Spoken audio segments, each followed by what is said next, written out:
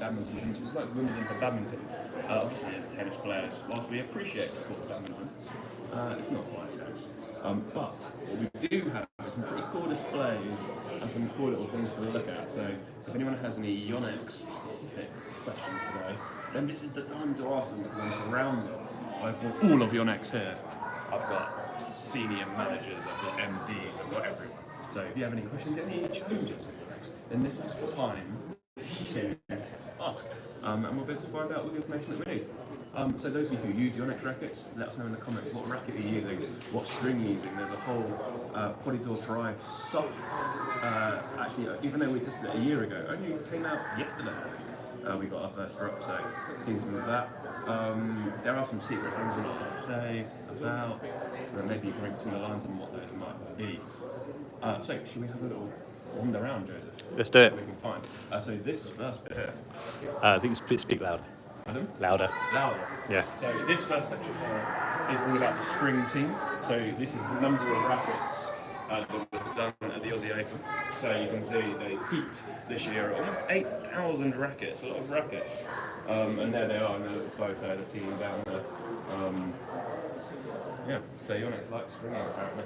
The badminton string team here, they told me they got a little bit screwed. They had 400 rackets on the first day because the previous tournament that just finished didn't have a stringing team, so that was pretty not ideal for them.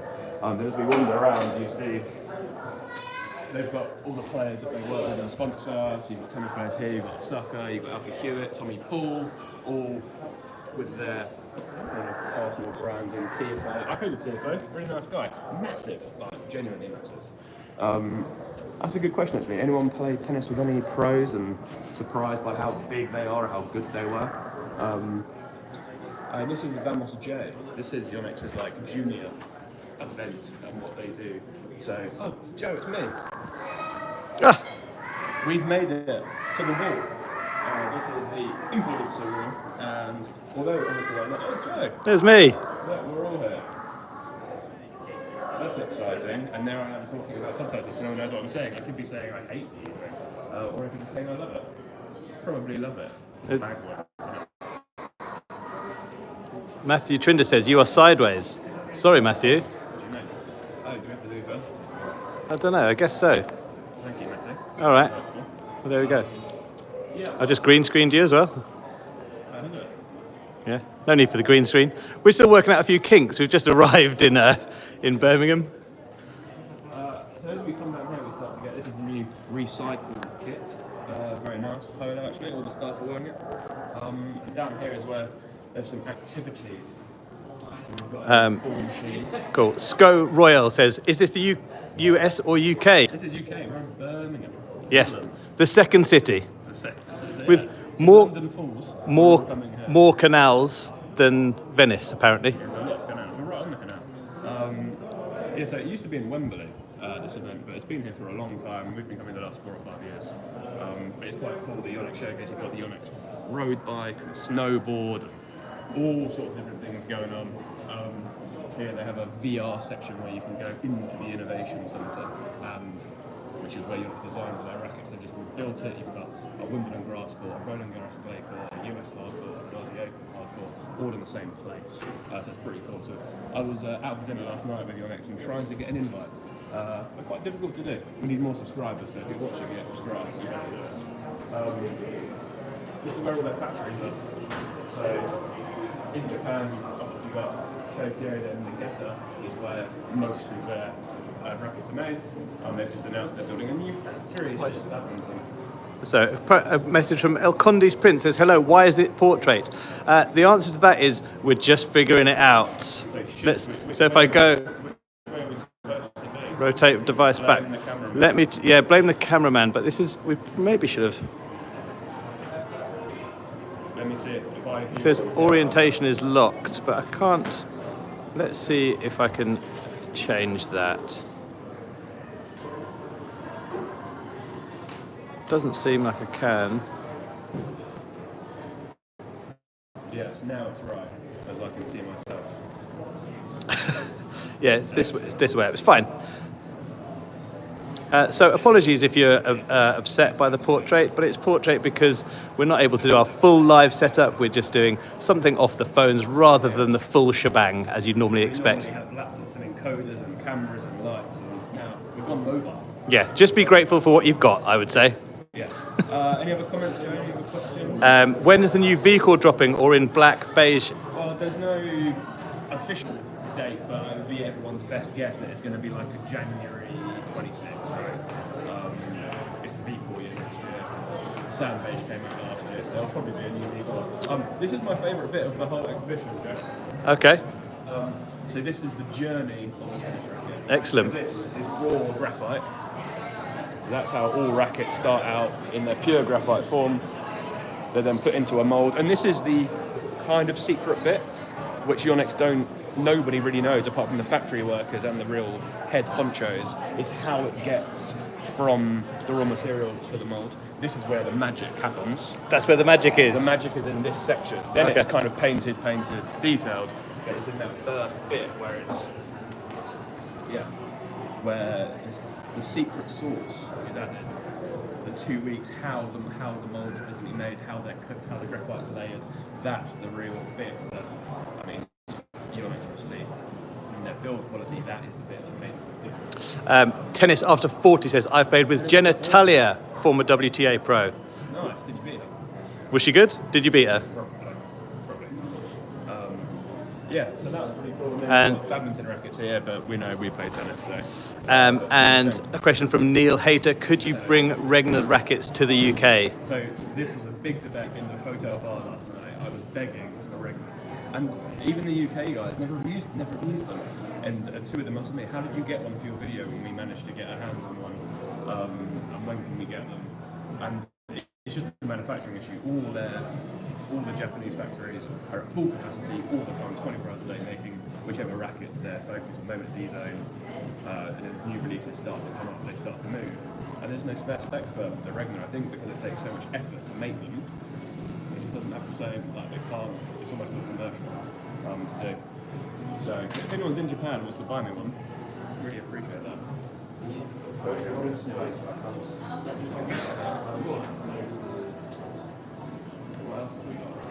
We've got the little play area, Josh, which I'm desperate to get into, but I'm not sure if it's working yet. We'll get someone to turn it on. So if you're into your history, then this is the man, Mr. Yoneyama, the original Yonex man, and these on here is his original notes, because what he did, very naughty, when he first started, he was one-man band designing and creating his own rackets. He went to tournaments, in fact he went to what was essentially the All England badminton event, and he spied on all the players, and he filmed them to work out what rackets they were using, which wasn't allowed back then. And these were the notes he was taking of what everyone was using, so he could work out why everyone was using particular rackets and how that worked. So yeah, a devious man, but a genius at the same time. And there he is. Tennis After 40, yeah, she was amazing. Loved to play with a very funny name, but we won't be repeating that. Very good, Tennis After 40. I would say in quotation marks, if you do the quotation marks for Josh, funny. El Condis Print says, can you wrap tennis rackets like you can wrap cars? Well, so this is interesting. So there is a company who do customized rackets, and something that we actually looked at, and the issue with just going over the top of a racket is it changes the weight and the balance significantly. So to design your own cosmetic, you have to sand off all the paint quite carefully, because if you go too hard, you then start wearing away the graphite, so you've got to take that off, strip it back, then you re-add the base layer. Don't worry, that's not gunshots, that's stapling. So once you add that, you then can add your own design. So we've done some like blacked out versions of different designs. So it might be coming soon as a PH offering in the UK if you want to customise your racket and black out any frame, white out any frame. Tennis After 40, it seems, has had us, Josh, because his first name that he said was also a sort of Bart Simpson-esque prank on Mo name. Again, very clever. Very clever. I appreciate it. It's something to What are you going to do when you turn 50 though? You have to change it now. That's bad branding. Tennis after 45. Yeah, anyone else got any Yonex questions? So there is a section down there with loads of new things that I'm not allowed to go down. We can sneak and just not show anything. Look how nervous he's got. I wonder if you guys can guess what new things Yonex might have at this event. Neil Hayter says, loving your work, guys, coaching and reviews. Thank you, Neil. Thank you very much. Well, so today we're actually leaving the site and going to Edgbaston Primary Tennis Club, where we're doing we might hopefully do something with some Yonex coaches. There'll be a whole team of coaches there, which are part of the Yonex Ambassador Program. So we're going to see if we can talk some into them coming on camera, giving us some of their top tips.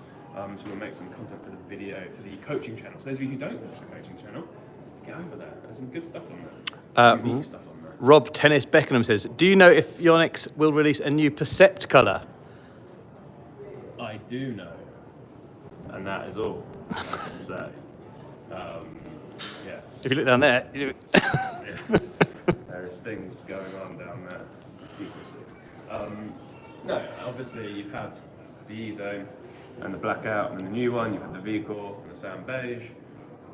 And now you've got the new E-Zone. The Percept has been green for a while.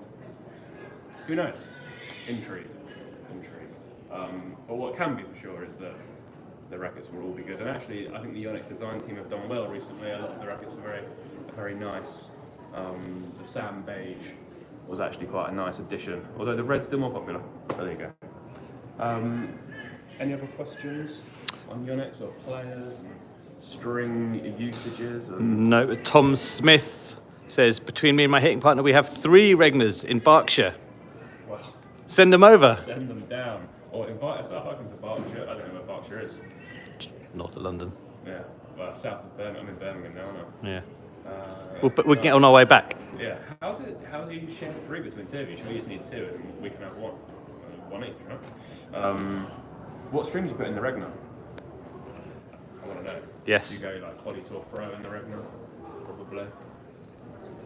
What did we have in it? Polytour Pro. Yeah, Polytour Pro. Although again, we were discussing last night about the different Yonex strings, and actually Polytour Pro really is a great option for tour players, but for your sort of mass market, it's not actually the right string for a lot of people. More people should be using your Polytour. I like Strike, but especially Drive and Soft. And they're probably more actually accessible and better options for a lot of players rather than the kind of Control one. Rev's quite stiff, but you do get that spin. So yeah, interesting on that. Whereas a lot of people tend to use Polytour Pro because the pros do, but not necessarily the right thing. Tom Smith, he has 2. Oh no, I have 2 and he has 1. We bought them in Japan, and I string with Strike 125, 120. Polytour Strike. There you go. There you go. Exactly what I would do. Very lucky. Well done. We've actually got a couple of customers, clients who are heading to Japan this year, so I have tasked them to try and secure me 1 or 2, 3 or 4. But they're hard to get in if you're in Japan, so you've done well to get them even on 1 trip. Yeah, it's tricky. And El Condis Prince again says, can you use badminton racket string on a tennis racket? Too thin to snap. Someone asked me this the other day. Said, "Oh, which is strung at a high tension? Obviously, tennis, but almost double wide, and badminton strings tends to break a bit quicker than tennis string because for the thickness of them, the tension's quite high. Smaller heads.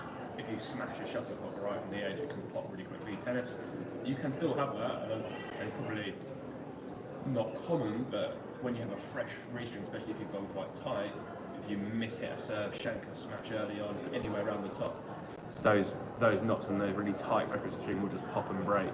And obviously people then think it was the stringer's fault, but no, you just missed it. Sco Royal says, Regna version 3 with restring sync at 54 is majestic. Majestic. I bet it is. I bet it is. And the Regna is majestic, and especially the logo is very majestic, isn't it? That sort of regal. Regal Regna. Yeah. That's the name, right? Yes. I wish I still had one. We'll get one again. Daniel says, how do you compare Radical MP 2025 with Prestige MPL 2023? We've really jumped gear from Yonex to head there. But good question. So that was Radical, the new Radical, Yeah, Radical MP 2025. And the Prestige MPL. MPL. So that's 300 grand. Yeah, I mean, the Prestige is generally a more classically control frame, right? So it's narrower, and you're going to get that. Like if you're playing really well, I would say if you had like a ranking of the most control to the least control, you're going to have something like a Prestige is going to be right at the top. Like a more, you take control up a gear, you get maybe precision.